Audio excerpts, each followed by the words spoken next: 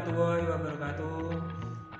Semoga kabarnya baik-baik saja dan kita selalu senantiasa diberikan kesehatan sehingga kita bisa berkumpul lagi untuk belajar di sekolah. Baik, sebelum mulai pembelajaran, marilah kita berdoa terlebih dahulu agar seperti tadi kita bisa diberikan kesehatan dan selalu bisa berkumpul untuk belajar di sekolah. Langsung saja, video pembelajaran kali ini saya khususkan untuk kelas 7 di semester ganjil, yaitu pada mapel prakarya. Pembelajaran kali ini yaitu tentang pengolahan buah segar. Apa itu pengolahan buah segar dan apa itu jenis-jenisnya, nanti kita akan bahas bersama-sama.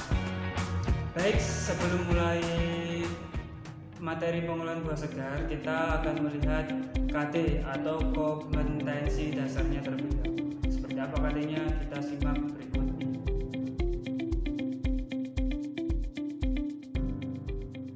Ya, itulah KD tentang pengolahan buah segar di KD 3.1 dan KD 4.1. Inti dari 3.1 yaitu tentang pengertian atau pengolahan atau materinya apa saja. Tentang teorinya ada pengertian, klasifikasi, jenis, dan teknik pengolahan.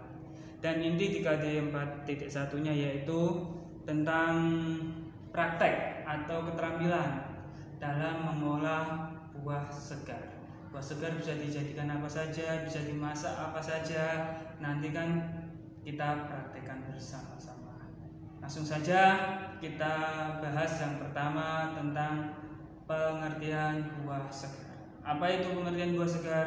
Kita simak berikut ini.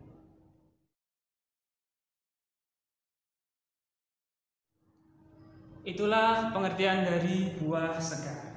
Saya ulangi lagi, buah segar adalah bahan pangan yang tidak memerlukan pengolahan, sudah dapat dikonsumsi secara langsung. Artinya, bahan pangan ini tidak perlu lagi diolah atau dimasak, tapi bisa dikonsumsi secara langsung. Sebagai contohnya, kita lihat kalau beli buah di pasar, tidak perlu dimasak, langsung bisa kita makan. Kita beli buah pisang, kita kupas kulitnya langsung kita makan.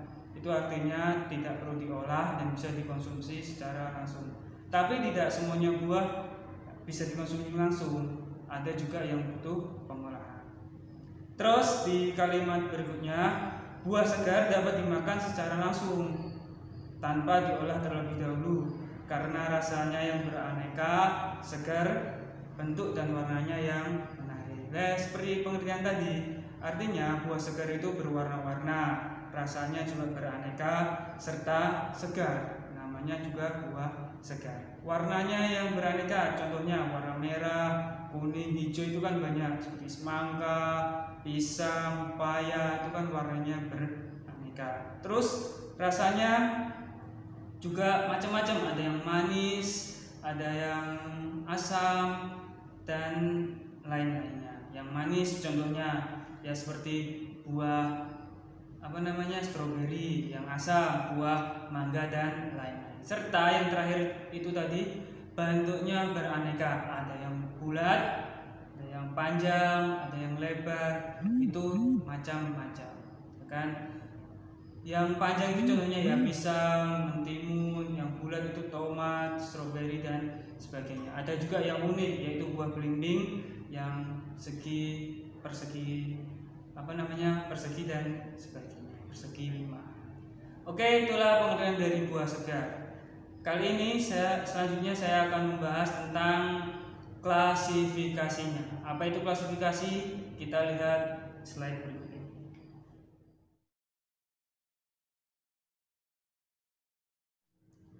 Lanjut ya, sekarang ke karakteristik buah segar. Karakteristik atau sifat atau jenisnya. Ada 3 macam, yaitu yang pertama berdasarkan musimnya, yang kedua berdasarkan iklim, dan yang terakhir berdasarkan tingkat kematangannya. Yang pertama berdasarkan musimnya, artinya buah tersebut hanya ada di musim-musim tertentu. Dibagi menjadi 2, yaitu yang musiman dan sepanjang tahun. Buah yang musiman itu yang ada di musim tertentu. Contohnya kalau musim rambutan ya ada di kala musim rambutan, biasanya di waktu musim penghujan. Terus buah sepanjang tahun yang artinya buah itu ada terus di sepanjang tahun, tidak kenal musim kemarau, tidak kenal musim penghujan. Contohnya ya ada buah pisang, ya kan. Terus yang kedua, berdasarkan iklimnya ada dibagi lagi menjadi dua, yaitu iklim tropis dan subtropis. Dimaksud iklimnya di sini yaitu buah yang ada di iklim tertentu. Contohnya yang pertama iklim tropis, ya itu buah yang ada di iklim tropis. Contohnya yang ada di Indonesia, sepanjang iklim tropis tersebut dia bisa tumbuh. Contohnya yang sering ada di Indonesia yaitu buah pisang, buah kelapa, itu di iklim tropis. Terus yang iklim subtropis atau yang berhawa sedikit dingin, tidak terlalu panas. Buah itu hanya bisa tumbuh di iklim tersebut, sekitar di bawah 10 atau sekitar 20-an derajat Celcius. Contohnya yang di subtropis yaitu buah anggur dan buah stroberi. Mereka hanya bisa tumbuh di iklim tropis, tidak terlalu panas. Terus yang terakhir berdasarkan tingkat kematangannya, ada buah klimateriks dan buah non klimateriks.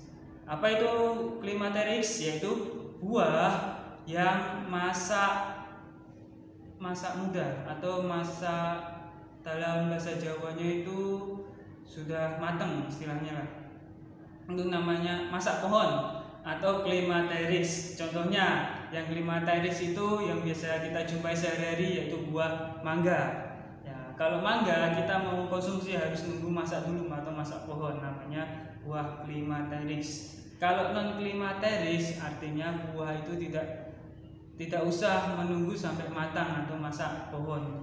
Contohnya anggur atau nanas. Kalau anggur atau nanas kita tunggu sampai masak pohon itu busuk. Kalian jangan sampai tidak mengetahuinya. Baik, langsung saja nanti kita akan bahas satu persatu dari musim, iklim dan kematangannya. Tapi di video kali ini saya khususkan akan membahas yang pertama, yaitu tentang buah musiman. Apa itu buah musiman? Kita lihat slide-nya berikut ini.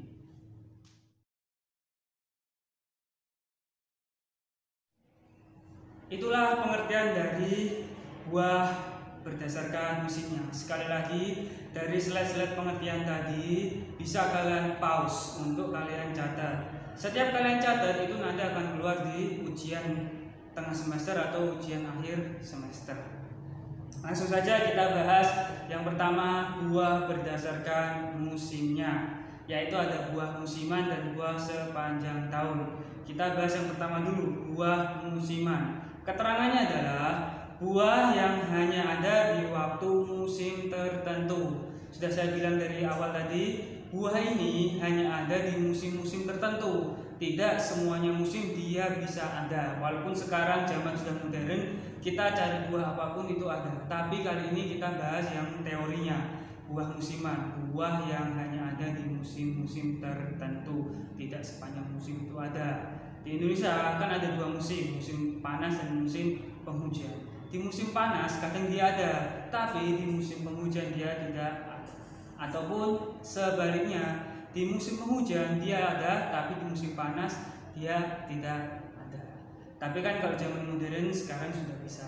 Kita jangan bahas sekarang, kita bahas tentang teorinya saja terlebih dahulu. Contohnya buah musiman, yaitu bisa dilihat ada buah durian. Kita biasa menjumpai buah durian itu setiap musim durian. Kalau tidak musimnya ya kita tidak menjumpainya. Musim durian itu biasanya itu didapat saat musim penghujan atau mau penghujan atau setelah penghujan. Itu musim durian atau buah durian.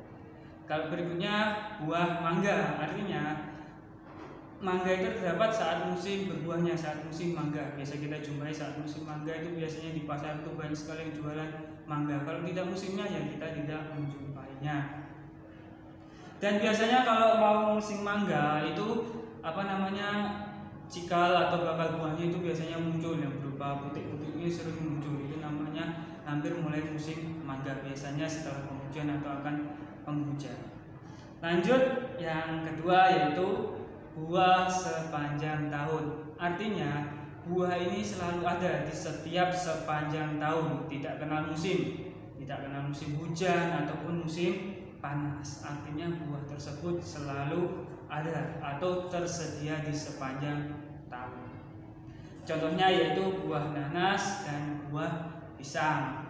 Kita yang pertama bahas tentang buah nanas. Buah nanas ini termasuk unik.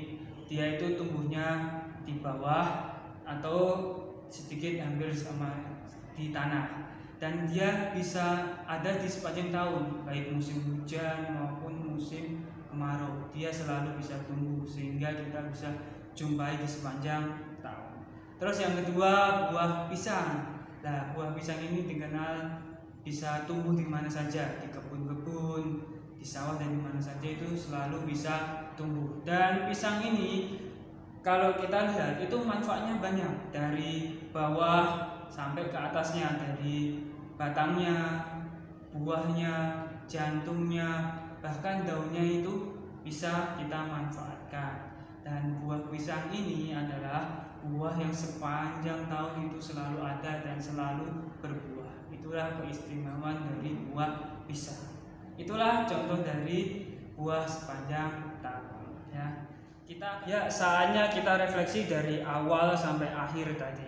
Di awal kita sudah bisa lihat pengertian buah segar, yaitu buah bahan pangan yang tidak memerlukan pengolahan dan sudah bisa dikonsumsi secara langsung. Artinya buah tersebut atau bahan makanan tersebut tidak perlu melakukan pengolahan tersebut terlebih dahulu sebelum dimakan, atau bisa dikonsumsi secara langsung. Itulah pengertian dari buah segar. Yang kedua tentang karakteristik atau jenisnya. Ada 3, yaitu buah musiman, buah berdasarkan iklim, dan buah berdasarkan tingkat kematangannya. Yang musiman ada 2, yaitu buah musiman dan buah sepanjang tahun. Yang kedua yang iklim ada 2 juga, yaitu buah tropis dan subtropis. Yang terakhir tingkat kematangannya ada 2 juga, yaitu buah klimaterix masak pohon atau non klimaterix tidak masak pohon. Terus yang terakhir kita yang pertama bahas tentang berdasarkan buahnya, musim berbuahnya. Ada buah musiman dan buah sepanjang tahun. Buah musiman adalah buah yang hanya ada di waktu musim tertentu. Contohnya tadi buah durian dan buah mangga. Terus yang kedua, buah sepanjang tahun adalah jenis buah yang tersedia di sepanjang tahun. Contohnya buah nanas dan buah pisang. Itulah refleksi pembelajaran pada kali ini. Setelah paham tentang refleksi, selanjutnya yaitu kita akan melaksanakan tugas. Seperti apa tugasnya? Kita lihat berikut.